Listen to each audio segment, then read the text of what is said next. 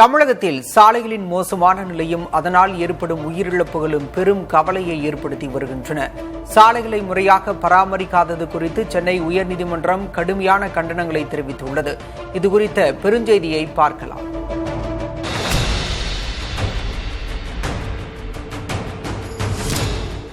சமீபத்தில் திருநெல்வேலியில் அமைக்கப்பட்ட ஒரு தரமற்ற சாலை தொடர்பாக தொடரப்பட்ட பொதுநல வழக்கை சென்னை உயர்நீதிமன்ற மதுரை அமர்வு விசாரணைக்கு ஏற்றது. சாலை அமைக்கும் பணியை மேற்கொள்ளும் தனியார் ஒப்பந்ததாரர்கள் அரசு அதிகாரிகளின் ஆதரவுடன் சாலைகளை அமைப்பதற்கு தரமற்ற பொருட்களை பயன்படுத்துகின்றனர் என்று நீதிபதிகள் கூறினர்.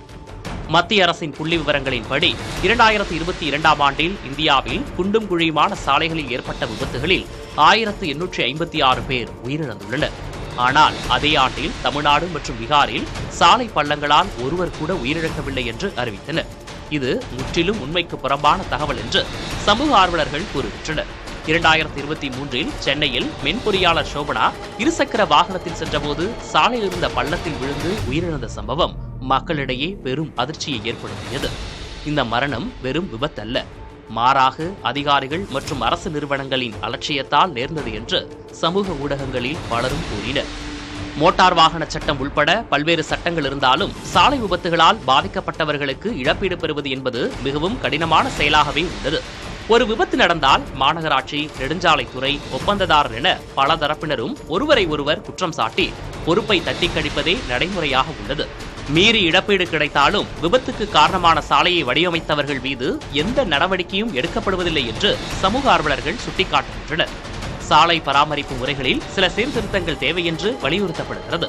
தரமான உட்பொருட்களை கொண்டு சாலைகள் உருவாக்கப்படுவதை உறுதி செய்வது, மழை போன்ற இயற்கை சீற்றங்களால் சாலைகளில் ஏற்படும் பள்ளங்களை உடனுக்குடன் கண்டறிந்து சரி செய்வது, இவற்றுக்கு பொறுப்பானவர்களை நிர்ணயிப்பது, தவறிழைக்கும் அதிகாரிகள் மீது விரைவாக குற்றவியல் நடவடிக்கை எடுப்பது, விபத்துகளுக்கு அரசு பொறுப்பேற்று பாதிக்கப்பட்டவர்களுக்கு உரிய இழப்பீட்டை தானாக முன்வந்து வழங்குவது போன்றவற்றை செயல்படுத்துவதன் மூலம் இது போன்ற உயிரிழப்புகளை தடுக்க முடியும்.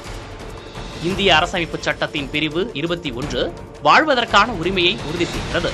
வாழ்வதற்கான உரிமை என்பது உடல்நலம் மற்றும் பாதுகாப்பான பணிச்சூழலையும் உள்ளடக்கியது என்று 1995இல் பதியப்பட்ட ஒரு வழக்கில் தெரிவித்த உச்சநீதிமன்றம், இந்த பின்னணியில் மோசமான சாலைகள் உள்ளிட்ட உள்கட்டமைப்பு குறைபாடுகள் அரசமைப்பு சட்ட உரிமை மீறல்தான் என்று கூறியது.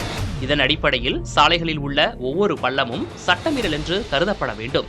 சாலைகளில் உள்ள பள்ளங்களால் ஏற்படும் விபத்துகளும் உயிரிழப்புகளும் அரசமைப்பு சட்டத்தை அவமதிப்பு என்ற உணர்வும் அதை அனுமதிக்கலாகாது என்ற உறுதியும் அதிகாரிகள் அனைவருக்குள்ளும் விதைக்கப்பட வேண்டும் என்று சமூக ஆர்வலர்கள் வலியுறுத்துகின்றனர்.